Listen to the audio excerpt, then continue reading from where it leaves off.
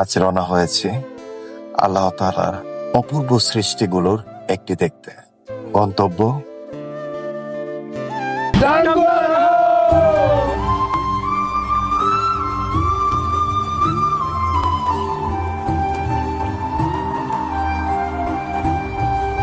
কাগজে নৌকায় উঠে মজাদার খিচুড়ি দিয়ে নাস্তা শেষ করে রওনা দিলাম টাঙ্গুয়ার হাওরের অপরূপ দৃশ্যগুলো দেখার জন্য।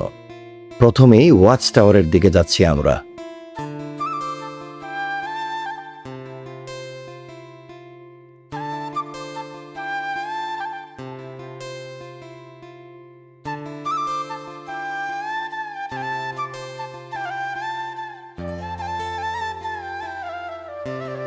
টাঙ্গুয়ার হাওরের ওয়াচ টাওয়ারে দাঁড়িয়ে চারপাশের পানি, আকাশ আর প্রাকৃতিক সৌন্দর্য মনে হলো ব্যস্ত জীবন থেকে একটু দূরে এসে সত্যিই হারিয়ে গেছি প্রকৃতির মাঝে। যত দূর চোখ যায় শুধু বিস্তীর্ণ জলরাশি, নীল আকাশ আর মেঘের খেলা। আমার মন বসে না শহরে, ইট পাথরের নগরে, তাই তো আইলাম হাওরে, তাই তো আইলাম হাওরে।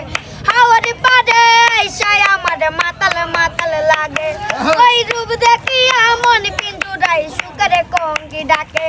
আরে পাতাম যদি তাইকা যাইতাম এই হাওয়াটার পাড়ে, জিনকো মালা গাইতা কাটাই দিতাম জীবনটারে। আমার মন বসে না শহরে, ইট পাথরের নগরে, তাই তো আইলাম হাওরে, তাই তো আইলাম হাওরে। নীল জলেতে বাসাই দেব মনের দুঃখ যত, এই জল দিয়া পূরণ করিব হাজার শুকনো যত। আরে পাতাম যদি তাইকা যাইতাম এই হাওয়াটার পাড়ে, জিনকো মালা গাইতা কাটাই দিতাম জীবনটার। আমার মন বসে না শহরে, ইট পাথরের নগরে, তাই তো আইলাম হাওরে, তাই তো আইলাম হাওরে।